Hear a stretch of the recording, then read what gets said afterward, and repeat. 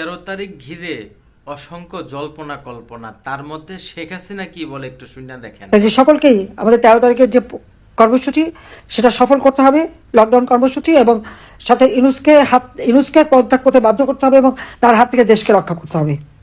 তার জন্য যা যা কিছু আছে যেভাবে হোক সবাইকে ঐক্যবদ্ধ থাকতে হবে, সেই নারী পুরুষ নির্বিশেষে। আপনার কি মনে হয় ওর কথা মতো সব হয়ে যাবে? দেশ থেকে পালিয়ে গেছিস, তার উপরে আবার দেশের মানুষের নিয়ে যে সমস্ত পরিকল্পনা করেছিস, তুই হাসিনা জীবনও ভালো হবি না। তোকে যে পালাতে দিয়েছে, আসলে এরা যে কারা যদি চিহ্নিত করা যেত তাদের বিচারটাকে করা দরকার ছিল, কারণ তোকে পালাতে দেওয়াটাই ভুল হয়েছে। তুই দেশের জন্য, বাংলাদেশের মানুষের জন্য অভিশাপ। তোর মতো মানুষ এই দুনিয়াতে আসছিস মানে দুনিয়াটাকে নোংরা করে গেছিস। তুই আবার এই 13 তারিখের মধ্যে আবার একটা বিশৃঙ্খলা সৃষ্টি করার চেষ্টা করছিস। তুই পালিয়ে গেছিস কেন? তুই বাংলাদেশে থাকতে, আমাদের বেগম জিয়া তো বাংলাদেশ থেকে পালায় নাই। তোর মিথ্যা মামলায়, তোর সাজানো নাটকে সেই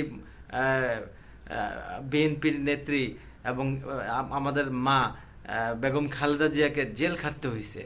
অসংখ্য তোর গোয়েন্দা বাহিনী, পুলিশ প্রধান, সেনা প্রধানকে দিয়ে তো বেগম জিয়াকে বলাইছিলি যে দেশ ছেড়ে আপনি পালিয়ে যান বা আপনাকে বিদেশ যাওয়ার ব্যবস্থা করে দেব।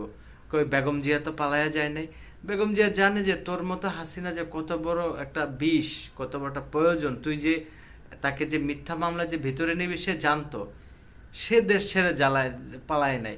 আর তোর আওয়ামী লীগ কথায় কথায় কিছু হলে তোদের তো নতুন না যে 2024 5ই আগস্টে যে পালাইছিস। তোদের ইতিহাসের মধ্যে পলাপুলি খেলা ছাড়া তার কিছু নাই।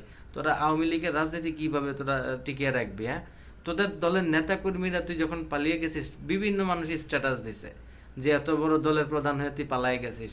আবার এখন বাংলাদেশের মধ্যে একটা অস্থিতিশীল সৃষ্টি করার জন্য তুই 13 তারিখের মধ্যে তুই এই যে বাজে ধরনের মানুষদেরকে উস্কে দিচ্ছিস, সেদিনের অবস্থাটা কি হবে তুই সামাল দিতে পারবি?